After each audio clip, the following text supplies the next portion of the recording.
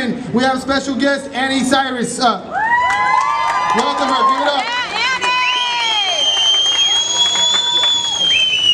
God bless you, Annie. I was born and raised in the Islamic Republic of Iran under 100% Sharia, within 100% Sharia family. My father was a sheikh, which is a step higher than an imam. I was called an adult woman at age 9 in Iran, and my father sold me to marriage at age 14. So I am a child bride. Did I escape? Yes.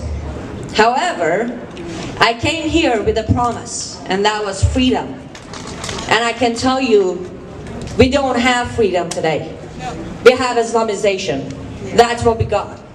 There are Muslims in this country, and it goes beyond California. The problem is in California today. The problem is everywhere, because this is what it is. In Quran, Allah said, turn every single breathing human into a Muslim, and I will bring you your peace day. So they have no choice but to do it. I know we all gonna fight, but fighting isn't enough. We need to educate every single person out there. It is real.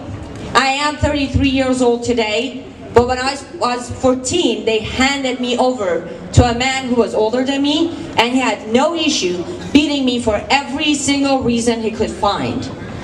When I went to court with a dislocated shoulder and a bruised face, and I asked for a divorce, the judge looked me in the eyes and said, well, young lady, you should obey your husband so he wouldn't have to beat you. And it's not that he was a bad man.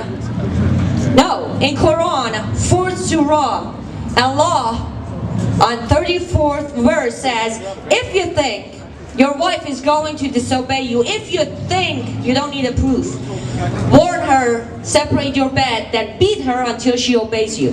That's the word of Allah. That's what they follow. And guess what? The brainwash is beyond what you can imagine. I had the Quran memorized at age 5. That's when they start. I don't know how or why.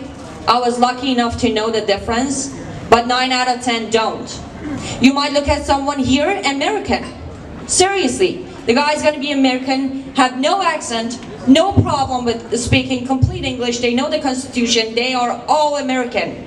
But guess what? They were born in an Islamic family, and they were taught to hate every single one of us. Not because we're Americanized, not because we're Americans, no, because we don't believe in Allah and Muhammad. Because we don't, I'm sure none of you guys out there are willing to hand your 9-year-old daughter to a man. Hell no! Hell no! And I'm pretty sure none of you ladies are willing to hold your little daughter so they can mutilate her genital. That's why they hate you. Islam is submission. I ran from it. I came to this beautiful country, and starting about 7 years ago, I started seeing it happening right here. I recently moved away from LA. You know why? Because I had a fatwa on me from an Iranian imam who said, kill her. They found me. And police told me, until they come to your door, there's nothing we can do for you. So I had to pack and I had to leave. Since December of 2015, I have moved 9 times.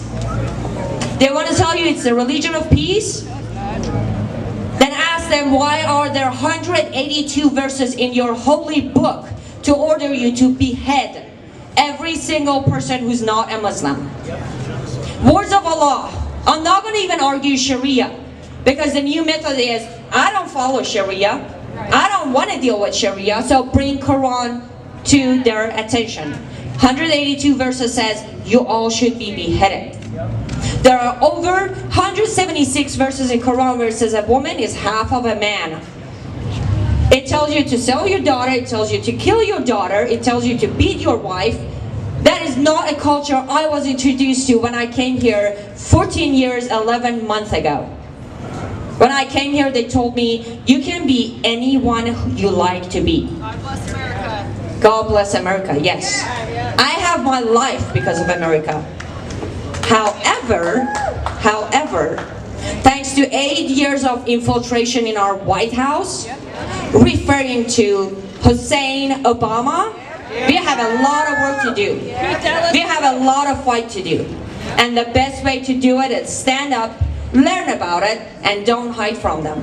Don't be afraid to be called racist. Islam isn't a race. It's an ideology. And if they're going to call you a bigot, well, I'd rather be a bigot and Islamophobe than a pedophile praiser.